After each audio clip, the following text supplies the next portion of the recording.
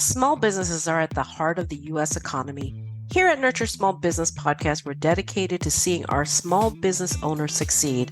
I am your host, Denise Cagan, president of DCA Virtual Business Support. If you like what you hear on today's podcast, please share it.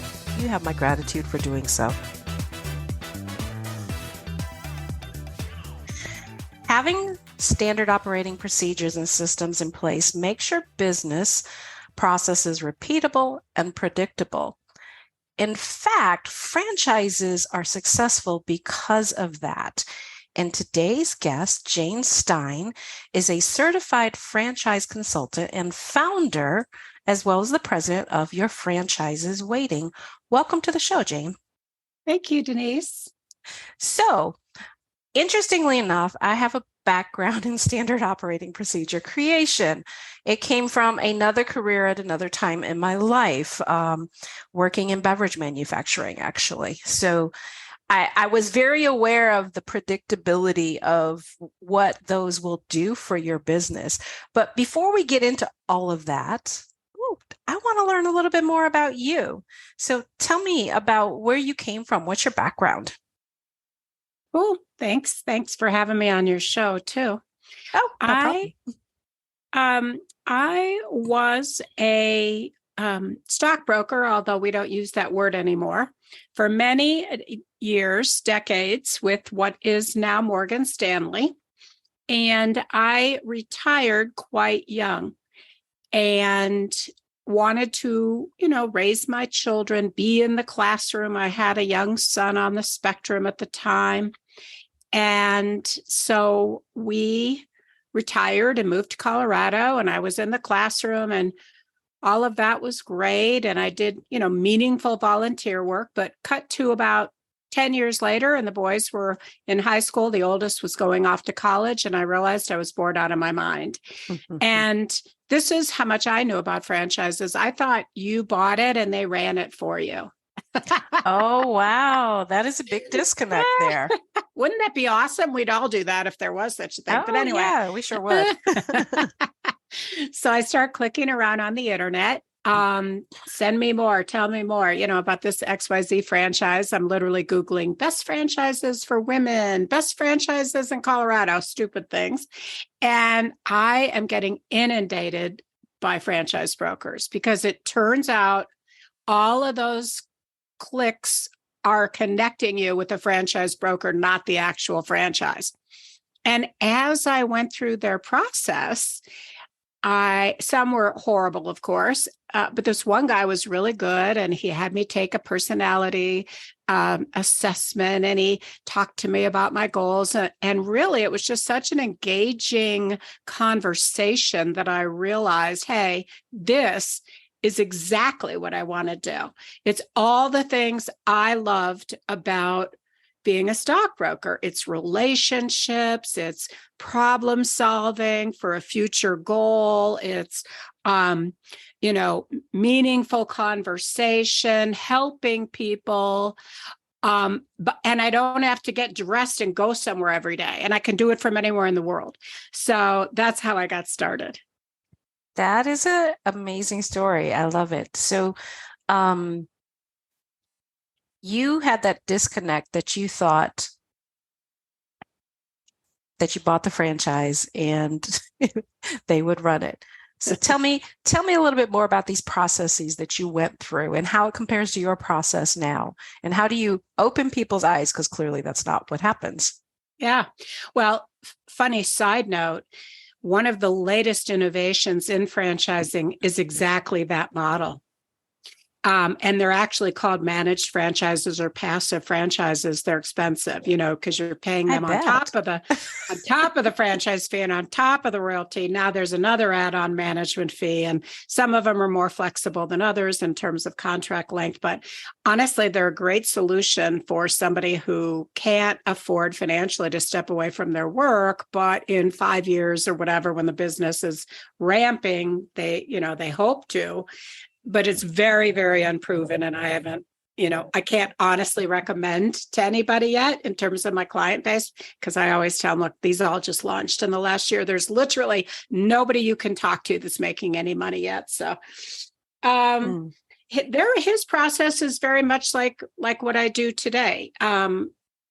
I do a psychometric assessment. When somebody first comes into me, Denise, we talk about your goals, your budget. What do you want your business life to look like in terms of hours, types of clientele, demographic profile of your employees, number of employees. And it's really a nice aspirational conversation about what does that perfect business look like for you, knowing it doesn't exist, but I'm going to do my darndest. So we'd make a list of those business attributes that seem to be the most important for my client. Then I do that psychometric assessment, kind of overlay that with just the data points that I already know.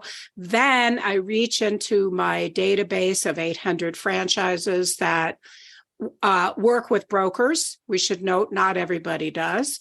The giant brands that have no more territory do not. There's no territory. Why would they pay a referral fee to me? Right. So I reach into the database. I kind of start overlaying budget, and what I know. Then I do territory checks with like 40 or 50 concepts to see what's available in that person's market. I forgot to tell you, I also do a little market study to see what's there, what's not there, how much, who's there in terms of clients and what would they, customers, what would they be looking for, kind of a thing. Anyway, and then I get back to my client after all of that research and I present my top 5 choices for them, or 8 or 4. If I can't eliminate, I'll show them 10. If I can eliminate easily, I may show them 3. And from that point on, it's my client's job to do the hard work, right? I've done all the hard work up front. I've spent my 10, 15 hours up front doing the research. Now it's your job to do the 30 hours or so that it takes per franchise to really do the due diligence properly. And I coach them through that whole process and teach them how to do that. But once I've done my upfront, the hard work's on them. They're going through the due diligence process. They're in the throes of this, sales team, or they call it a development team at the franchise. And I'm just kind of coaching them through and telling them when I hear BS and, all of that, connecting them with resources, CPAs, accounting, attorneys, funding, all that. So if I heard you correctly, if you present 3 concepts and they want to look into all 3, that's 90 hours-ish of due diligence. Yeah. But what happens is after you have, so it's the sale of franchises, which is not what I do, right? That's what the franchise does. That process is regulated by the Federal Trade Commission. And as you would expect, because it's franchise, it's also extremely structured in most cases. So most franchises have an incredibly structured sales process. Every week, hour-long calls, webinars revealing different aspects of the business model. By the third, so it's an hour a week per franchise in the beginning. And by that third call with 3 franchises, you've already eliminated 2 out of the 3 and maybe 3 out of the 3. And I go back to the drawing board. The longest and most intense hours is after the franchise has taken you through their process. They've told you everything they're willing to or legally allowed to disclose. They've sent you the disclosure documents. You've sat through maybe operational marketing calls, blah, blah, blah. Now you're in the phase that is called validation. That's the most time intensive. And that's when you actually speak to other franchise owners in that system. And if you're speaking to 10 of them or 12 of them, each of those calls tends to be long. And that's where the time comes in. It's down the road. So what kind of mistakes do you see people making when they're selecting a franchise? There are sort of some obvious ones that won't be any surprise to you. I would say the catastrophic mistake is underestimating your financial runway. Right? Sorry, I shouldn't laugh. It seems so obvious.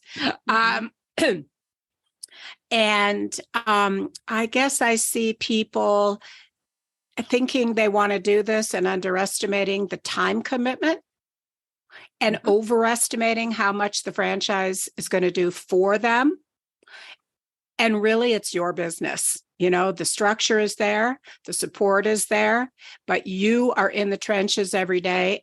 And let's face it, the first year is hell and you got to survive. So I think it's underestimating how much time it's going to be. And that's, you know, part of my role is to educate people as they're going through and they say something like, you know, I work with a lot of people that are looking for semi-absentee. Here's a good example. And the first question I ask is, great, what does that look like for you in terms of hours per week of your availability? And they say, oh, I could give it 5 or 10.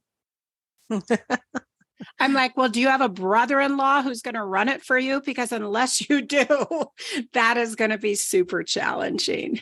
Right. And in which case, then that plays into the financial aspect because you have to hire some type of manager if you aren't going to physically be there.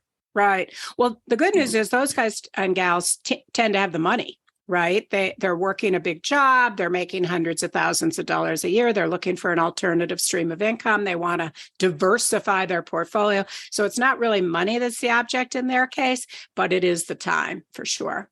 Absolutely. The owner operator, it is the money. They're leaving their job. They're in their 50s.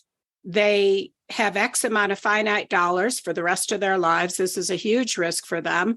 And they will be living on their capital for a year or two. And that's where validation comes in. You got to build out that pro forma. You got to see what it looks like. You got to make sure, okay, what if it's 18 months before I can draw out a salary? What will I be living on? And that's where my background, just to give a little plug for myself, that's where my background helps because I understand financial planning so well. Absolutely. Absolutely. And forecasting, honestly, it's a I was going to say a trick. For those of us who don't understand it well, it is a trick. Okay. Yeah. For those of you who do, it's easy peasy. So having someone like you in their corner is definitely a good thing. So tell me, what types of businesses do you represent in your portfolio? You know, I think people are always surprised at the crazy businesses that are franchises. Everybody thinks food. And honestly, in the 7 or 8 years I've been doing this, I have rarely placed somebody in a food concept because it's so hard and the margins suck. And who wants 40 part-time employees that are high school students, especially now, right? Impossible labor model. So once I've opened people's eyes to margins and service businesses, that tends to be where a lot of people want to go just because it makes more sense. They're highly scalable. You know, you scale by adding more techs and trucks, you know, and as the business comes in, that's when you add the expense of the tech and the truck. But some fun ones are like, I would say that people don't realize, wild businesses. So crime cleanup, incredible business if you can do it. Yeah, it's extremely profitable. My first company was a cleaning company and we were asked about doing that. I was like, nope. Yeah. Yeah, it takes a special kind of person. But what's cool about it, the labor model's cool. You hire EMTs and firemen and because they don't work very many hours. I don't know if you know this. They only work something like 9 hours a month or something crazy. So they're always looking for part-time work. Your jobs might be out of town. They might be over a period of 3 days. You get the crew together. You maybe only have 2 jobs a month, but they're huge and profitable. Interesting business. A lot of wineries, very profitable. Estate sales, cool business. I'm fascinated by that business. School fundraising, helping schools fundraise. So I don't know if you've ever been on a PTA or PTO board and you hump to make $3,000 or $5,000. These guys come in and do professionalism and it's all online and blah, blah, blah. And suddenly the school raises 10 times what they've ever raised before. Wow. Being a franchise broker, you can invest in a franchise to do this. I didn't, but you can. But bridal gowns, escape rooms, dog training, very hot right now. Lots of dog training franchises coming on board, highly scalable, easy to hire, people that love dogs. Apparently, it's very easy to find those people. Mm-hmm. Have you ever noticed on this by gas stations, they have those giant bins to drop off your clothes or your shoes, and they recycle them? Those are all franchises. That's a very passive business. It's almost like vending machines. The equipment is expensive, but of course, now there's cannabis stuff. There's all kinds of trash, being trash, valet trash, smashing trash. You call on restaurants and businesses, and the value proposition is, look, you're paying so much to have this trash hauled out. I can come in and smash that 3 times a week, and you'll get 10 times out of your contract. You literally meant smashing. There's a machine. There's a patented machine that goes in. You hire the tech. They go in and go. Drug labs. Most of those are franchises. Nice business. I don't know. All kinds of cool businesses. I tend to do a lot of boutique fitness and wellness, vitamin infusion bars and things like that. Massage. So who is your ideal client? I enjoy working mostly with women who are tired of working their ass off for someone else and watching their bottom line build. And these are competent, kick-ass women in their 50s, and they want to build it for themselves now. That's my favorite kind of client. And when I introduced you, I briefly talked about having systems and processes in place. Explain to our audience how franchises just excel at that. Yeah. Well, some are better than others, as I've learned. And you do find that out. But what a franchise essentially is the E-Myth on steroids, right? They have developed and fine-tuned their operations manual over time. They have developed and fine-tuned the entire marketing package over time. They know what works. They know what doesn't work.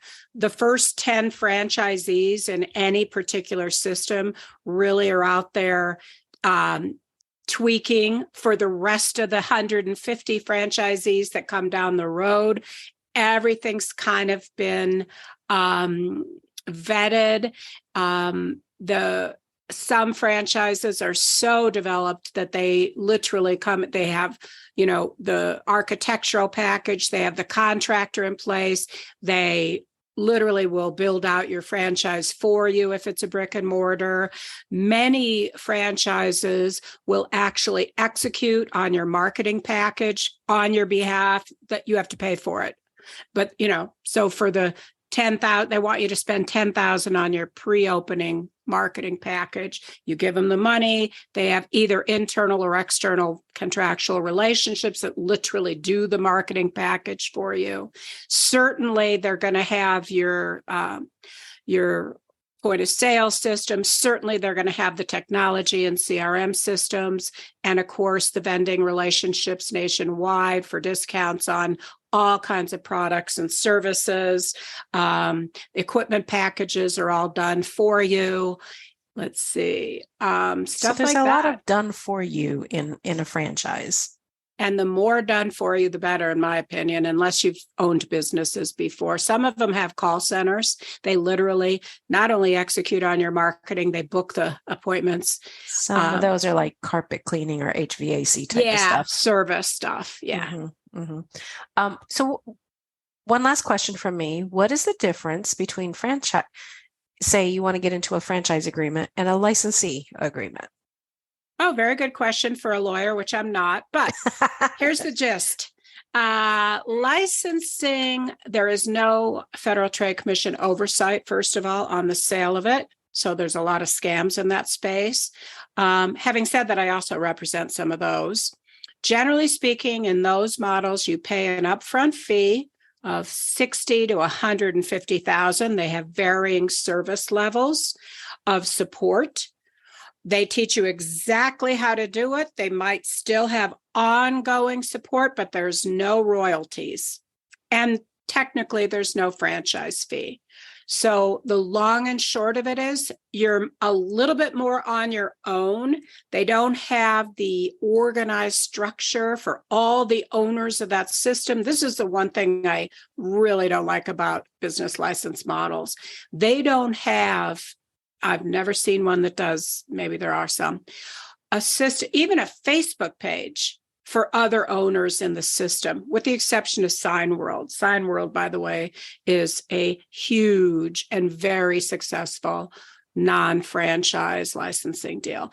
But most of them are small. They might have 100 or 200 people out there, but you don't even know who they are. They don't have organized ways of communicating with each other. And guess what? When you're in a franchise, that's your number one support, is other franchisees, other owners. You definitely have people at corporate and ops people and this and that, maybe a business coach, but you learn what's really going down from the guy who owns the same franchise at the other end of town. So that's the thing about those business licenses. They may be cheaper. They are for people that are a little more entrepreneurial. It is a business in a box. They'll teach you everything you need to know to get started, and maybe even ongoing, but really, you're just kind of a little bit more independent, and there's no big community and feeling of, hey, we're all in this together. Awesome. So what would you, as we get ready to close up, what else would you like to say to my listeners? I would say people may not realize that this is the number one fastest growing business model for women. Female ownership of franchises grew over 83% from 2011 through 2017, and that has only escalated through the pandemic.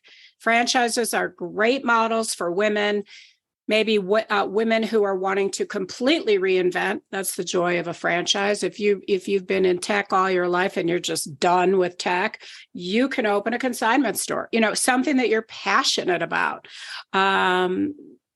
So I think it's a great business model for women, not to make generalizations about that, but women tend to not have that whole egoic thing about, don't tell me how to do it. We want to hear how to do it and then let me go. You know what I mean? It's a great model for women who maybe have been out of the workforce for a long time and want to get back in. You do have to have, an entrepreneurial spirit, maybe somebody who's always wanted to own their own business. It's just a great lower risk, not no risk, way to own your own business. So I said that was my last question, but I just thought of something. Okay. What would somebody who's interested in a franchise need to plan for financially? You're going to have a upfront franchise fee, and you're going to have some liquidity. And just to shortcut it, the only loan mechanism from banks, there's other loan mechanisms. You can use your 401ks, you can use your home equity line, but whatever. The only loan mechanism is called the SBA. And they're going to want to see a 20% cash infusion, and they're going to want to see post-closing liquidity, all of which is to say you probably ought to have 60 to 70,000 sitting in cash available to even consider it, for both purposes of being able to choose from decent franchise options and B, getting a loan. Perfect. Thank you. How can our listeners find you after the show? Great. They can Google my name, Jane Stein. It typically comes up. My business is called Your Franchise is Waiting. But a good catchy way to remember it is I wrote an ebook and it's called The Girlfriend's Guide to Franchising. So if you Google that gets you to my website. It'll get you to a landing page for that ebook, which is free, and probably get you to a webinar that I've done at various times called that. So Girlfriend's Guide to Franchising is easy to remember. Girlfriend's Guide to Franchising. We will make sure that both your website and your book link are in the show notes. Jane, thank you so much for being here today. Thanks so much, Denise. Thank you for joining me for today's Nurture Small Business podcast, where the focus is on business growth through technology, leadership, and people strategies. Do you have an idea for a podcast or feedback you'd like to share with me?